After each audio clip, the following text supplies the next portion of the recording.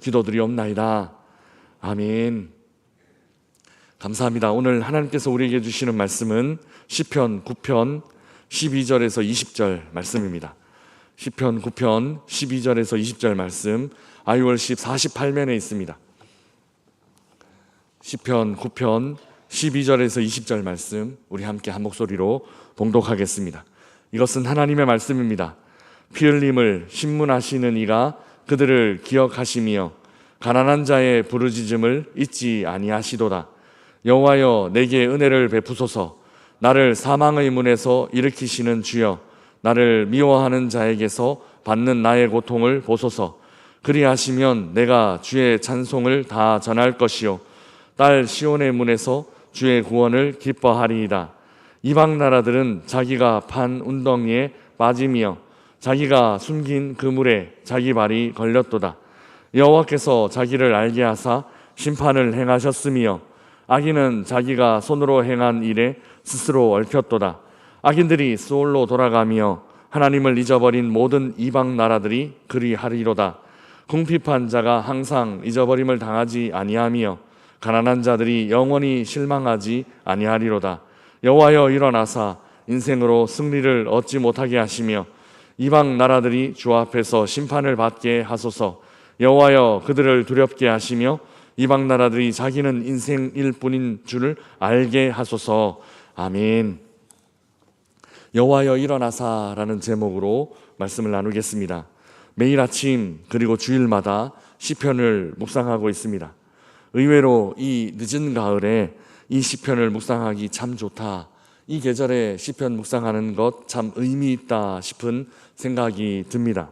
사색하고 또 시를 쓰기 좋은 계절입니다. 이 사색하고 시를 쓰기 좋은 계절에 하나님 향한 마음, 또 그 은혜를 기억하며 감사하는 마음, 깊은 묵상 통해 이런 하나님과의 깊은 교제를 가지시는 우리 성도님들 되시기를 축복합니다.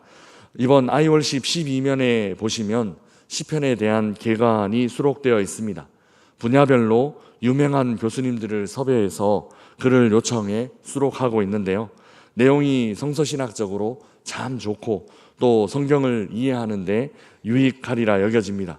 꼭 시간을 내서 읽어보시기 바라고, 또 글을 읽어보고 시편을 묵상하면 더 깊이 하나님의 말씀을 묵상할 수 있지 않을까 싶습니다. 오늘도 역시 다윗의 시입니다. 시편은 총 5권으로 분류가 되는데 그중 1권은 대부분 다윗의 시편으로 구성되어 있습니다. 다윗은 인생의 오르막과 내리막을 그 누구보다도 깊게, 또 그 누구보다도 혹독하게 경험한 인물입니다. 어린 시절 국민 영웅에 등극하였지만 곧 반역자로 낙인 찍히고 도망자 신세가 되고 맙니다. 우여곡절 끝에 왕위에 오르지만 또 왕이 되어서도 인생이 그렇게 평탄하지만은 않습니다. 부하를 죽이고 부하의 아내를 빼앗는가 하면 아들에 의해 큰 반역을 당하기도 합니다. 가끔 인생이라는 것 생각해 보면 우여곡절 없는 평탄한 인생보다 오히려 이 다윗의 인생처럼 좀 굴곡이 있는 인생이 더 낫지 않나 싶은 생각이 들기도 합니다. 평탄한 것은 좋지만 인생을 돌아보았을 때 특별히 기억에 남는 것 별로 없으면 그것으로 좀 무미한, 그러니까 맛이 좀 덜한 그런 인생 되지 않나 싶습니다. 고생한 일들, 힘들었던 기억들, 그 밤에 잠 이루지 못하고 또 음식 제대로 먹지 못하기까지 힘들었던 시간들, 당시에는 무척 힘들지만 돌아보면 그것이 또 이야기거리가 되고 그것이 우리 그리스도인들의 간증거리가 되는 경우들이 참 많이 있습니다. 다윗이 시를 많이 지은 것도 그 많은 우여곡절 겪고 여러 인생의 경험한 후에 그것들이 시가 되고 또 그것들이 노래가 되지 않았나 싶습니다.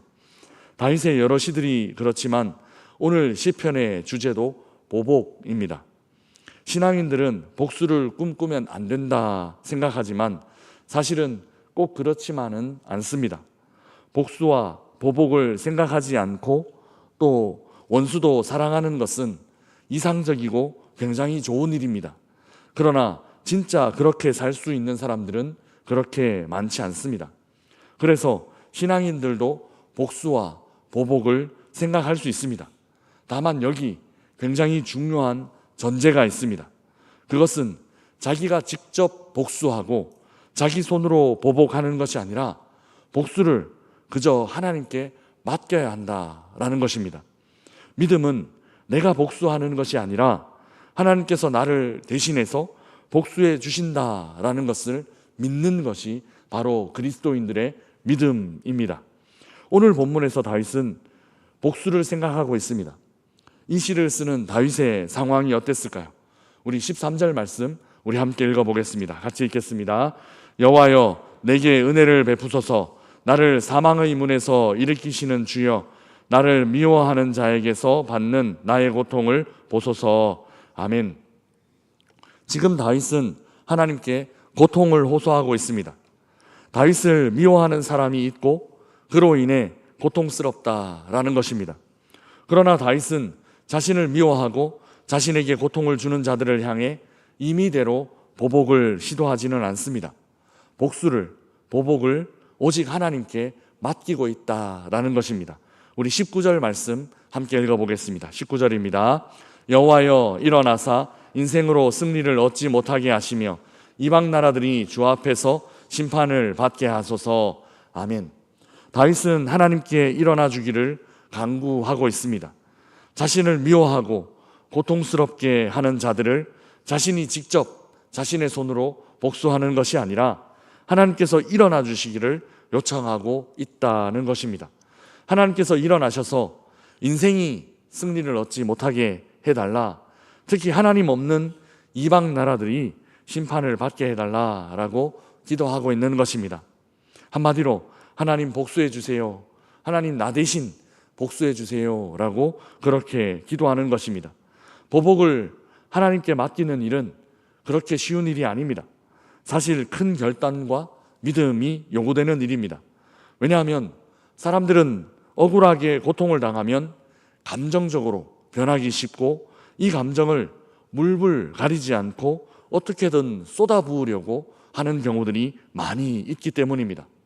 그래서 때로 이런 급박한 나의 상황에 비해 하나님의 개입이 좀 너무 늦은 것 아닌가 싶기도 하고, 하나님은 좀 너무 느긋하게 움직이시는 것 아닌가 싶을 때가 있습니다.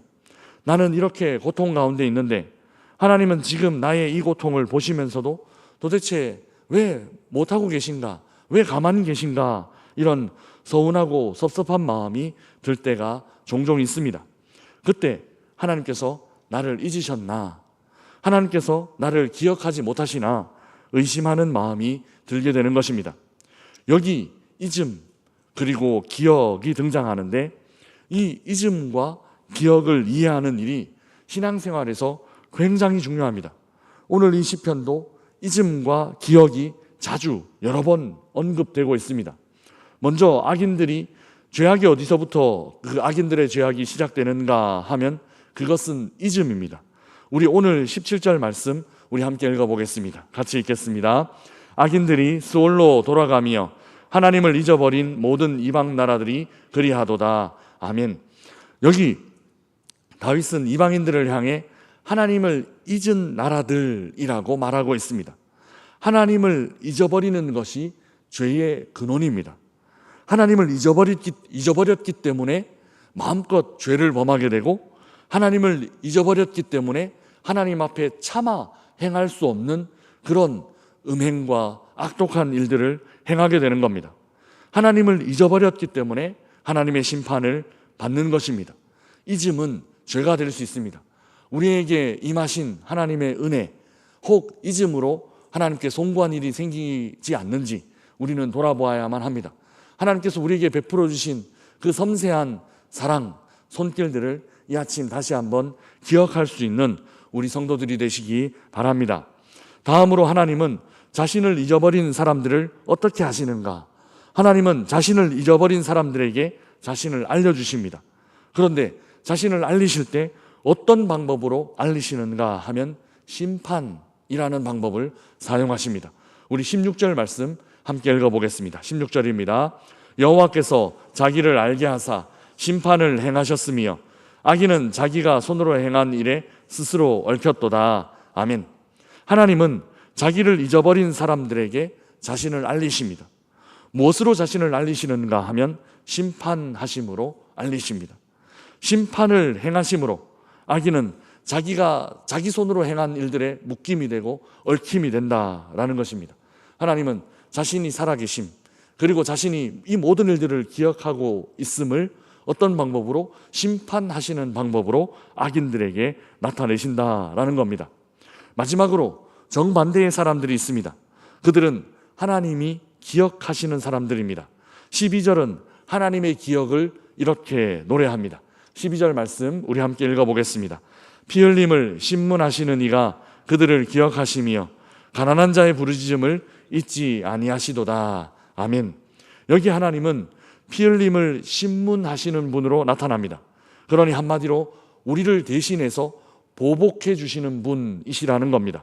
그리고 하나님은 그 피 흘리게 만든 사람들을 기억하시고 복수하실 것입니다. 왜냐하면 하나님은 가난한 자들의 부르짖음, 우리 성도들의 애끓는 부르짖음을 결코 잊지 않으시는 분이시기 때문입니다.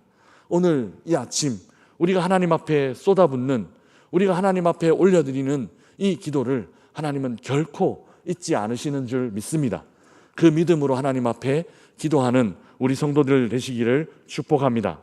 하나님은 가난한 자들의 가난한 마음으로, 애통하는 마음으로 올려드리는 기도를 절대로 잊지 않고 반드시 들으십니다. 18절에 동일한 하나님의 기억에 대한 말씀이 기록되어 있습니다. 우리 18절 말씀 함께 읽어보겠습니다. 궁핍한 자가 항상 잊어버림을 당하지 아니하며 가난한 자들이 영원히 실망하지 아니하리로다. 아멘. 하나님은 궁핍한 자들을 결코 잊지 않습니다. 하나님의 잊어버림 당하지 않는 것, 그러니까 하나님께서 기억하시는 것, 하나님께서 기억해 주시는 것, 이것이 바로 믿는 자들이 누리는 참된 복이고 진정한 은혜입니다. 믿음은 복수를 하나님께 맡기는 것입니다. 우리가 그렇게 할 수 있는 이유는 하나님께서 우리를 결코 잊지 않으신다. 하나님께서 우리를 지금도 여전히 기억하신다. 하나님 반드시 기억하신다라는 믿음이 있기 때문입니다. 그 믿음으로 이 하루를 살아내는 우리 성도님들 되시기 바랍니다. 사랑하는 명선의 가족 여러분, 하나님은 우리를 잊지 않으십니다. 우리의 상황과 우리의 어려움에 하나님은 반드시 곧 일어나 개입하실 것입니다. 일이 좀 더디게 진행되는 듯 해도 빨리 회복되고 빨리 소망하는 것, 기도하는 것 이루어지지 않더라도 우리가 기억해야 하는 것이 있습니다. 그것은 하나님께서 잊지 않으신다라는 것입니다. 하나님은 우리의 기도, 우리의 소망하는 것, 하나님의 자녀들이 눈물 흘리며 기도하는 것 결코 잊지 않으십니다. 반드시 기억하십니다. 이렇게 하나님이 기억하신다라는 것을 우리도 반드시 기억해야 합니다.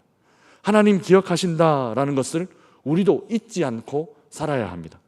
오늘 하루 우리 삶 가운데도 하나님은 우리를 잊지 않고 기억하십니다. 그리고 우리의 모든 필요와 기도, 그리고 요청하고 소망하는 것을 기억하실 것입니다. 우리를 잊지 않으시는 그 하나님 기억하며 우리도 하나님 잊지 않기 위해 애쓰는 우리 모든 명선의 가족들 되시기를 주님의 이름으로 축복합니다. 우리 주신 말씀 생각하며